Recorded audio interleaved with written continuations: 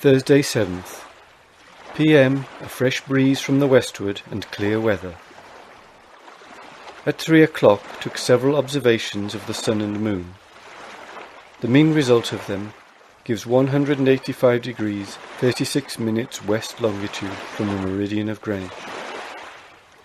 What winds we have had this 24 hours hath been against us, so that at noon we had advanced but very little to the westward.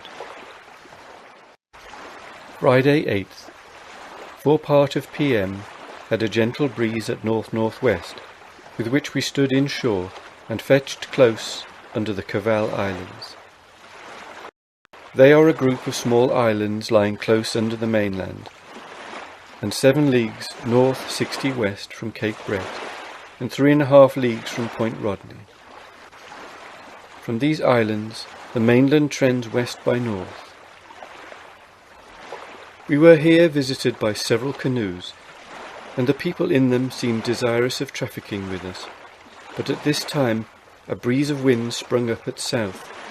They could not keep up with the ship, and I would not wait for them. The wind did not continue long at south before it veered to southwest and west, a light breeze. Found the variation in the evening to be 12 degrees 42 minutes east, and in the morning 13 degrees east. Kept standing to the west-northwest and northwest until 10 a.m, at which time we tacked and stood in for the shore, being about 5 leagues off, and in this situation had 118 fathoms water. At noon, Cape Brett bore southeast, distant 13 leagues, and the westernmost land in sight bore west by south, being at this time about 4 leagues from land. Latitude in per observation 34 degrees 42 minutes south. Saturday 9th. PM had a gentle breeze at west, which in the evening came to south and continued so all night. This by daylight brought us pretty well in with the land, 7 leagues to the westward of the Cavalli Isles, and where lies a deep bay running in southwest by west and west-southwest, the bottom of which we could but just see, and there the land appeared to be low and level. The 2 points which form the entrance lie west-northwest and east-southeast, 5 miles from each other. This bay I have named Doubtless Bay.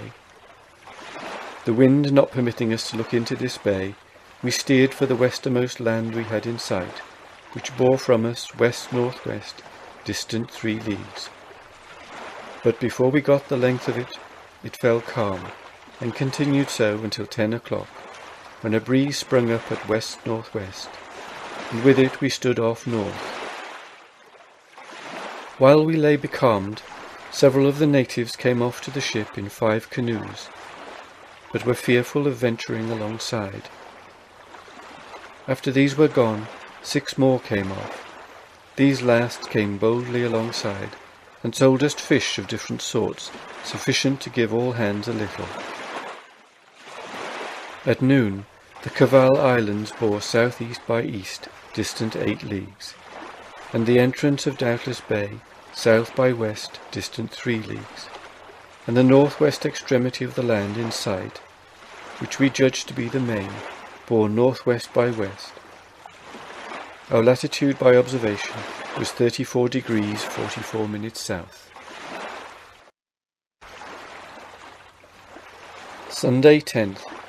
Had the winds from the western board all this day, a gentle breeze and clear weather.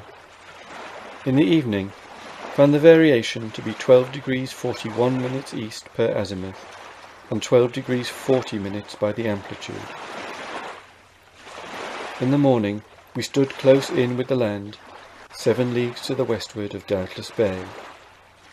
Here the shore forms another large open bay.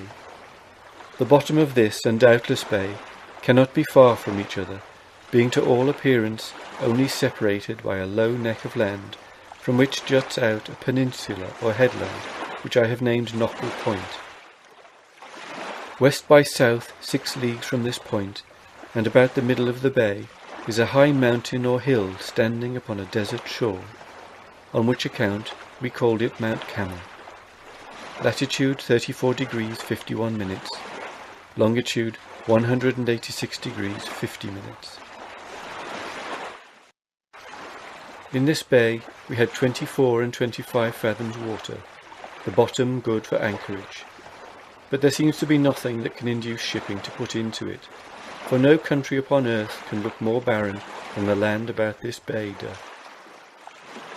It is in general low, except the mountain just mentioned, and the soil to all appearance nothing but white sand thrown up in low irregular hills, lying in narrow ridges parallel with the shore. This occasioned me to name it Sandy Bay. The first ridge behind the sea beach is partly covered with shrubs, plants, etc., but the second ridge hath hardly any green thing upon it, which induced me to think that it lies open to the western sea. As barren as this land appears, it is not without inhabitants. We saw a village on this side of Mount Camel, and another on the eastern side of the bay, besides 5 canoes that were pulling off to the ship, but did not come up with us. At 9 a.m. we tacked and stood to the northward. At noon, latitude in per observation 34 degrees 38 minutes. The Cavalli Islands bore southeast by east, distant 13 leagues. The northern extremity of the land in sight, making like an island, bore northwest quarter north, distant 9 leagues, and Mount Camel bore southwest by south, distant 6 leagues. Tacked and stood inshore. Monday 11th. Gentle breezes at north. Mild and pleasant weather. Kept plying all the day, but got very little to windward. At noon was in the latitude of 34 degrees 32 minutes south. The northernmost land, set yesterday at noon, bore northwest by west, distant 6 or 7 leagues. Tuesday 12th. Moderate breezes of wind between the northwest and north, and smooth water, yet we gained very little in plying to windward. At noon Mount Camel bore south by west, distant 4 or 5 leagues. Latitude observed 34 degrees 34 minutes south. Wednesday 13th. 4 part of PM, moderate breezes at north by west, and fair weather. Stood inshore until 5 o'clock, at which time we tacked and stood to the northeast, being 2 leagues to the northward of Mount Camel, and 1½ miles from shore, and this situation had 22 fathoms water. At 10 it began to blow and rain, which brought us under doubled reefed topsails. At 12 tacked and stood to the westward until 7 a.m. when we tacked and stood again to northeast, being at this time about a mile to windward of the place where we tacked last night.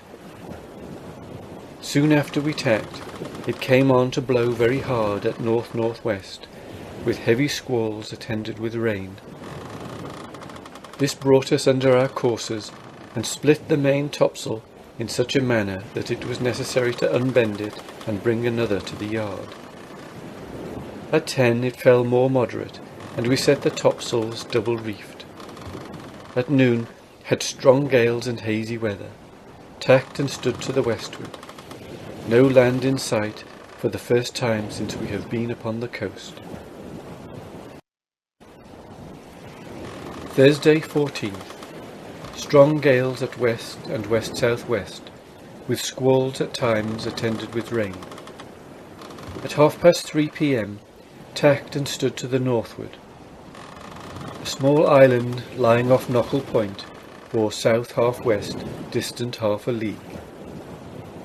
In the evening brought the ship under her courses, having first split the fore and mizzen topsails. At midnight wore and stood to the southward until 5 a.m., then tacked and stood to the northwest. At this time saw the land bearing south, distant 8 or 9 leagues. By this we found we had fell very much to leeward since yesterday morning. Set the topsails close reefed, and the people to dry and repair the damaged sails. At noon, a strong gale and clear weather. Latitude observed 34 degrees 6 minutes south. Saw land bearing southwest, being the same northwestermost land we have seen before, and which I take to be the northern extremity of this country, as we now have a large swell rolling in from the westward, which could not well be were we covered by any land on that point of the compass. Friday 15th. Fresh gales at southwest, and for the most part clear weather, with a large swell from the westward. At 8 p.m, tacked and stood to the southeast until 8 a.m, and then tacked and stood to the westward, with as much sail as the ship could bear. At noon we were in the latitude of 34 degrees 10 minutes south, and longitude 183 degrees 45 minutes west, and by estimation about 15 leagues from the land, notwithstanding we used our utmost endeavours to keep in with it.